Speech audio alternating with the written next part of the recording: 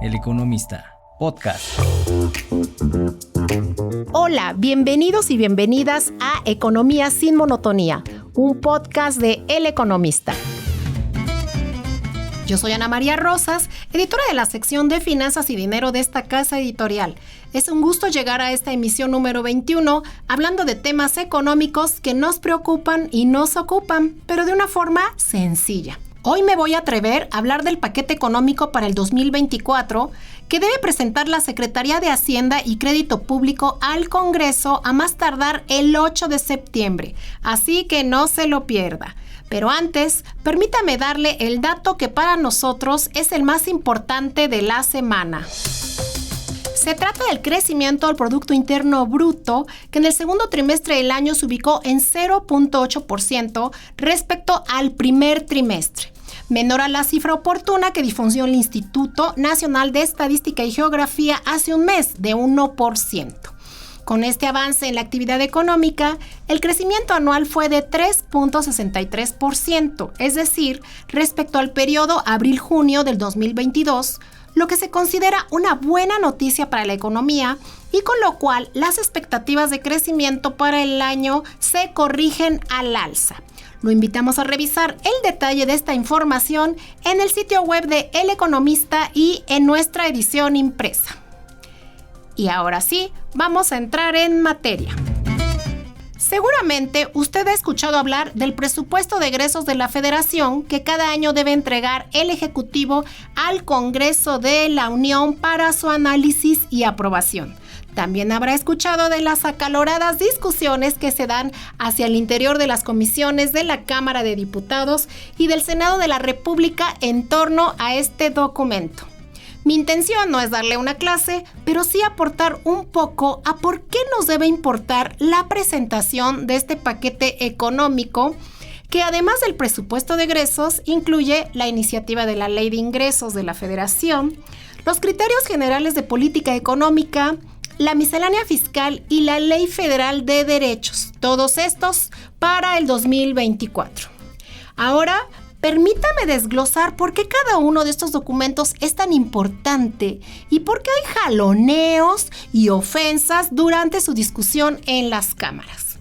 La fecha límite para presentar este paquete es el 8 de septiembre y corresponde al secretario de Hacienda, en este caso a Rogelio Ramírez de la O, y al subsecretario del ramo, Gabriel Llorio, entregar al Congreso el paquete que, sobra decir, es un mamostreto, pues son varios volúmenes. Sí, señores, se entrega en físico. Lo primero que se discute es la iniciativa de la Ley de Ingresos de la Federación, porque aquí está de dónde va a venir el dinero para hacerle frente a los gastos en salud, educación, pensiones, los recursos para los estados, bueno, todo. Aquí viene el detalle de la recaudación de impuestos como el impuesto al valor agregado, el impuesto sobre la renta y el impuesto especial sobre producción y servicios, que son los más importantes y los que más dinero aportan a las cuentas públicas. En la Ley de Ingresos también está previsto cuánto será el dinero que ingresará por endeudamiento y por otras vías como el pago de derechos, cuál será el precio promedio internacional del barril de petróleo, porque somos un país exportador de crudo y dependemos aún de este ingreso de una manera importante, menos que antes, eso sí. Por eso, el análisis de la Ley de Ingresos es tan importante y va de la mano con la miscelánea fiscal, porque en esta miscelánea suelen venir esos impuestos nuevos con los que suelen sorprendernos cada año, como ha sido el caso del cobro del IVA a los alimentos de las mascotas o el IEPS que pagamos en las bebidas saborizadas y en toda la comida chatarra que tanto nos gusta, aunque nos haga daño. Pero aquí también vienen buenas noticias para algunos, como cuando hace 2 años se aplicó la tasa cero a los artículos de gestión menstrual. Llegar a estos acuerdos puede significar una batalla campal entre los productores, los legisladores y la autoridad, porque al beneficiar a un sector de la economía, el fisco deja de recibir ese dinero y es entonces cuando buscan en qué otro rubro podrán obtener este recurso. Para esto existen mesas de discusión, foros de consulta, pero quizá no sirven de mucho, pero sientan precedentes sobre cuál es la situación de tal o cual sector. La discusión de la ley de ingresos y la miscelánea fiscal puede llevarse varias semanas, aunque hay una fecha límite para su aprobación, que es el 20 de octubre en la Cámara de Diputados, para después turnarla al Senado, que tendrá hasta el 31 de octubre para aprobarla. Estas son las fechas marcadas en la ley, pero siempre nos quedará el reloj legislativo, que a los senadores y diputados les encanta usar. Esto se refiere a que consideran la fecha en que inició la sesión y si ésta se prolonga, se toma esa fecha de cuando inició este debate. Esto es una maravilla que no existe en ningún otro sistema legislativo que yo sepa. Y aquí inicia lo bueno, porque ya sabiendo con cuánto dinero contará el Ejecutivo para el próximo año, pues tienen que repartirlo, ¿no?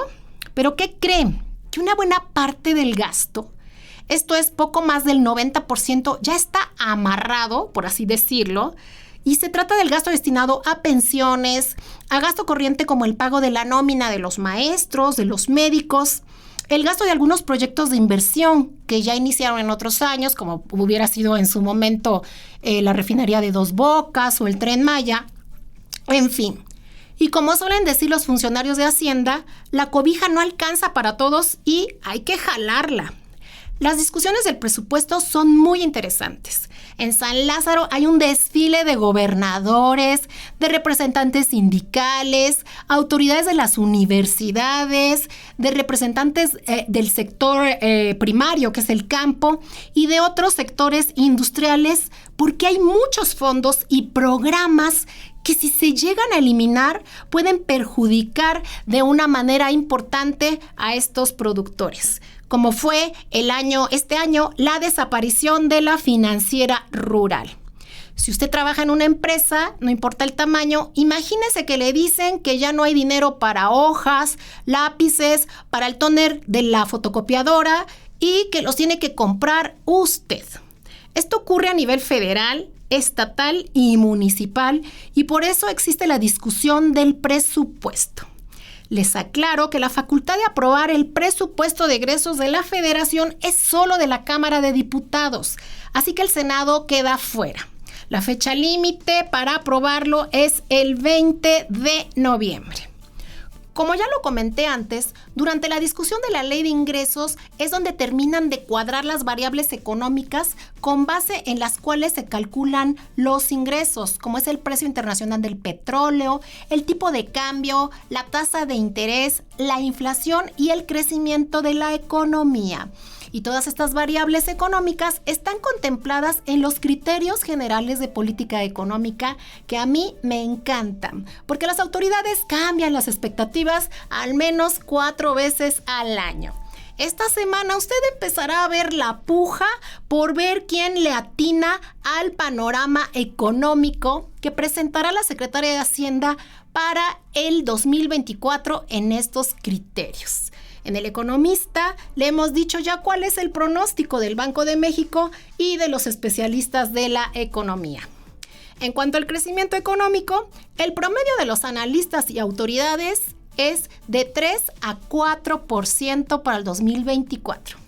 La inflación podría estar ya muy cerca de 4% al cierre del próximo año. Los CETES a 28 días tendrían una tasa entre 8 y 8.5% y el dólar interbancario rondaría los $19. En una semana les diremos si le atinamos al pronóstico. Por eso, los invito a suscribirse a El Economista y recibir de lunes a viernes el impreso y acceder a nuestras plataformas digitales con la mejor información económica de México. Los invito, como siempre, a escuchar este y toda la oferta de podcast en las distintas plataformas como Spotify, Amazon, Apple, así como en el sitio de El Economista. Yo soy Ana María Rosas. Hasta la próxima. El Economista, podcast.